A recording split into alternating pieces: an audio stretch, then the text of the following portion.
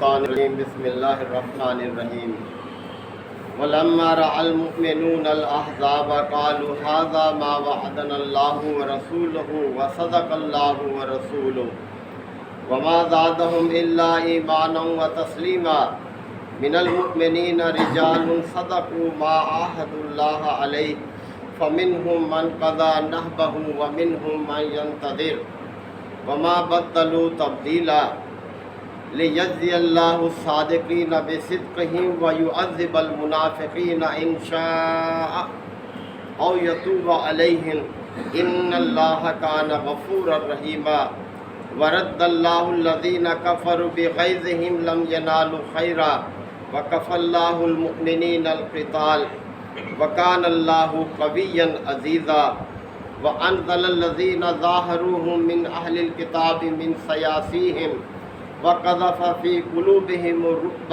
فَرِيقًا تَقْتُلُونَ وَتَأْسِرُونَ فَرِيقًا وَأَوْرَثَكُمْ أَرْضَهُمْ وَدِيَارَهُمْ وَأَمْوَالَهُمْ وَأَرْضًا لَّمْ تَطَئُوهَا وَكَانَ اللَّهُ عَلَىٰ كُلِّ شَيْءٍ قَدِيرًا صدق اللہ مولانا العظیم۔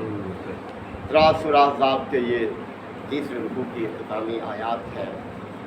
سلسلہ کلام چل رہا ہے غزوہ احزاب اور غزوہ بنی قریظہ کے حوالے سے۔ پچھلی آیت میں اللہ تعالیٰ نے نبی کریم صلی اللہ علیہ وسلم کے حوالے سے فرمایا کہ رسول کی زندگی تمہارے لیے بہترین نمونہ ہے، ہر اس شخص کے لیے جو اللہ اور یوم آخرت کا امیدوار ہے اور اللہ کو کثرت سے یاد کرنے والا ہے۔ اب اہل ایمان کا رویہ بیان کیا جا رہا ہے کہ جب اہل ایمان نے ان لشکروں کو دیکھا تو دیکھیں ان کا رویہ کیا تھا، جبکہ اس سے پہلے منافقین کا رویہ بیان کیا۔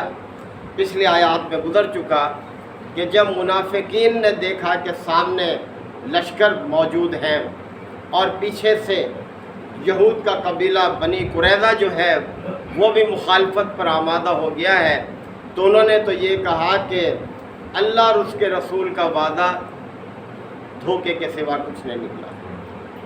اور اب مومنین کی کیفیت بیان کی جا رہی ہے کہ جب مومنین نے دیکھا اس منظر کو، فرمایا جا رہا ہے کہ وَلَمَّا رَأَى الْمُؤْمِنُونَ الْأَحْزَابَ، جب مومنوں نے لشکر والوں کو دیکھا، قالوا، تو وہ تو پکار اٹھے، هَذَا مَا وَعَدَنَا اللَّهُ وَرَسُولُهُ، یہی ہے وہ چیز جس کا وعدہ اللہ نے اور اس کے رسول نے ہم سے کیا ہے۔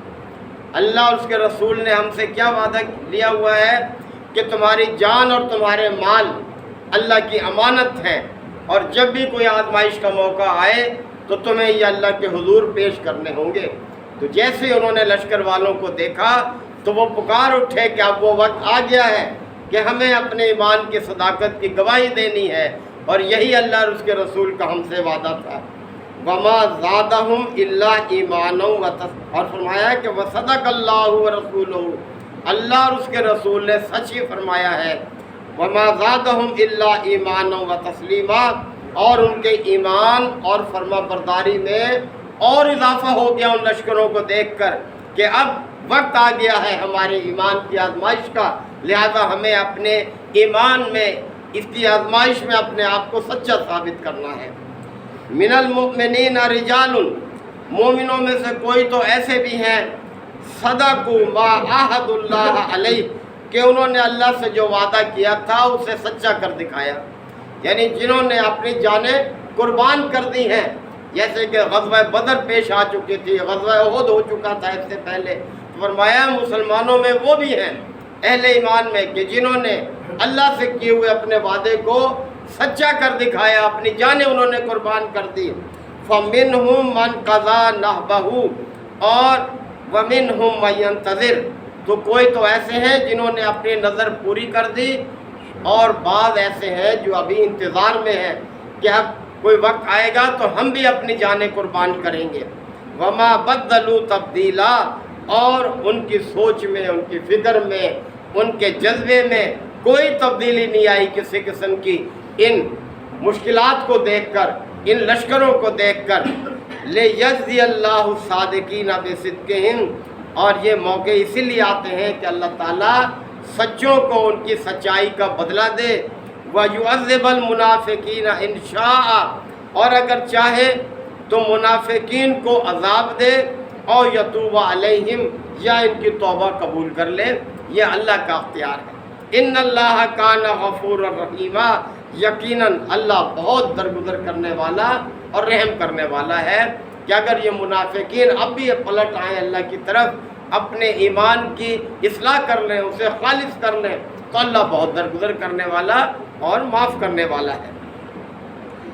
وَرَدَّ اللَّهُ الَّذِينَ كَفَرُوا بِغَيْظِهِمْ، اب دیکھیں اللہ نے بیان کیا اس کیفیت کو۔ ایک مہینہ وہ لشکر والے پڑے رہے، کیا لے کر گئے؟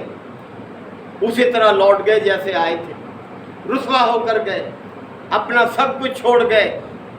کس طرح سے اللہ نے ان کو بھگا دیا، ایک کیفیت طاری کر کے فرمایا وَرَدَّ اللَّهُ الَّذِينَ كَفَرُوا بِغَيْظِهِمْ، یہ کافر جو تھے اللہ نے ان کو ان کے غصے سمیت واپس لوٹا دیا، کچھ بھی وہ حاصل نہ کر سکے۔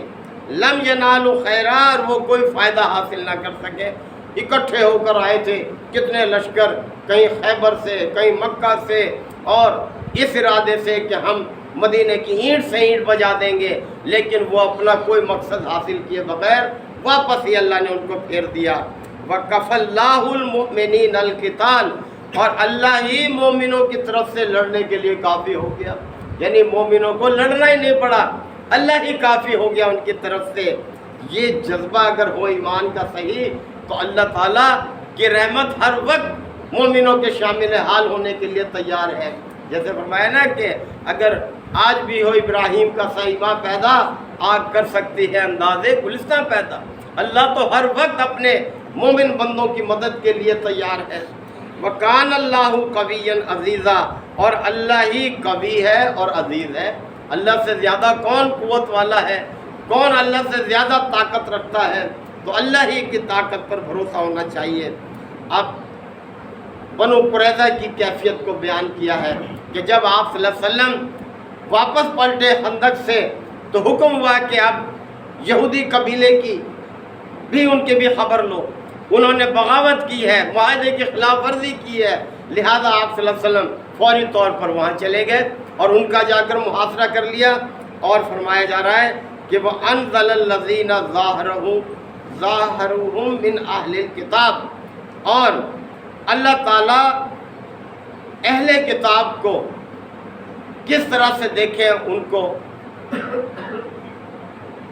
ان کے حال پر کس طرح سے ان پر گرفت کی اللہ تعالیٰ نے، کس طرح سے ان کو پکڑ لیا کہ من سیاسیہم، اللہ تعالیٰ ان کے بالا خانوں سے ان کو اتار لایا۔ یہ آپ جانتے ہیں کہ وہ فیصلہ ہوا تھا کہ ان کو جو بھی فیصلہ کریں گے اس پر عمل کیا جائے گا۔ تو اللہ کے رسول کے ایک صحابی نے یہ فیصلہ کیا، جو پہلے یہودی تھے، انہی کے ساتھی تھے، اب صاحب ایمان ہو چکے تھے، کہ ان میں سے جو جوان ہیں لڑنے والے، ان سب کو قتل کر دیا جائے، اور عورتوں اور بچوں کو، بوڑھوں کو جنگی قیدی بنا لیا جائے، اور ان کے جو سارا مال اسباب ہے اس پر قبضہ کر لیا جائے۔ یہ انہوں نے فیصلہ کیا، اس پر نبی کریم صلی اللہ علیہ وسلم نے پھر عمل کیا۔ تو وہی کیفیت ہے کہ اللہ تعالیٰ اتار لایا ان اہل کتاب کو ان کے ان بالا خانوں سے، اور وَقَذَفَ فِي قُلُوبِهِمُ الرُّعْبَ، اور ان کے دلوں میں اللہ نے رعب بٹھا دیا اہل ایمان کا۔ فَرِيقًا تَقْتُلُونَ، ان میں سے ایک گروہ کو تم قتل کر رہے ہو، وَتَأْسِرُونَ فَرِيقًا، اور ایک گروہ کو تم قیدی بنا رہے ہو، یعنی اس فیصلے کو اللہ نے بیان کیا ہے۔ وَأَوْرَثَكُمْ أَرْضَهُمْ، اور اللہ نے تمہیں ان کی سرزمین کا وارث بنا دیا، وَدِيَارَهُمْ، اور ان کے گھروں کا، وَأَمْوَالَهُمْ، اور ان کے مالوں کا، وَأَرْضًا لَمْ تَطَئُوهَا، اور اس سرزمین کا وارث بنا دیا جہاں تمہاری ابھی تک رسائی نہیں ہوئی تھی۔ یعنی اللہ نے کس طرح سے دیکھیں اس قبیلے کو رسوا کیا، اس کو کس طرح سے انجام کو پہنچا دیا، اور ان کے وہ زمینیں، ان کے باغات، ان کے مکانات، ان کے مال اسباب سب اہل ایمان کے قبضے میں دے دیا اللہ تعالیٰ نے۔ وَكَانَ اللَّهُ عَلَىٰ كُلِّ شَيْءٍ قَدِيرًا، اور یاد رکھو اللہ ہر چیز پر قدرت رکھتا ہے۔ اللہ کی قدرت پر ایمان ہونا چاہیے، اپنے ایمان کو خالص کر کے جب مومن اللہ کے راستے میں نکلتا ہے تو اسے کبھی ناکامی نہیں ہوتی، اور وہ تو یہی ایمان رکھتا ہے کہ انا للہ و انا الیہ راجعون، ہم تو ہیں ہی اللہ کے لیے اور اللہ ہی کی طرف ہمیں پلٹ کر چلے جانا ہے۔ یہی جذبہ ہمارے لیے بھی ضرورت ہے، آج اسی جذبے کی ضرورت ہے، ورنہ کس چیز کی کمی ہے؟ نہ تعداد میں کم ہے، نہ وسائل میں کم ہے، نہ اللہ تعالیٰ نے کسی قسم کی کوئی کمی نہیں چھوڑی، ہر طرح کے وسائل، دولت، سب کچھ دے رکھی ہے۔ کمی ہے تو اس جذبہ ایمانی کی کمی ہے۔ اللہ تعالیٰ ہم سب کو اس کی طرف توجہ دینے کی توفیق عطا فرمائے۔ الحمدللہ وکفا وسلام علی عبادہ الذین اصطفیٰ ربنا آتنا فی الدنیا حسنہ وفی الآخرۃ حسنہ وقنا عذاب النار وادخلنا الجنۃ مع الابرار یا عزیز یا غفار یا رب العالمین۔ اللہم انک عفو کریم تحب العفو فاعف عنا۔ اللہم من احییتہ منا فاحیہ علی الاسلام ومن توفیتہ منا فتوفہ علی الایمان۔ یا شافی الامراض اشف مرضانا ومرضى المسلمین، یا قاضی الحاجات اقض حاجاتنا وحاجات المسلمین۔ اللہم انصر الاسلام والمسلمین، اللہم دمر اعداء الدین۔ ربنا تقبل منا انک انت السمیع العلیم وتب علینا انک انت التواب الرحیم۔ صلی اللہ تعالی علی خیر خلقہ محمد وآلہ وصحبہ اجمعین۔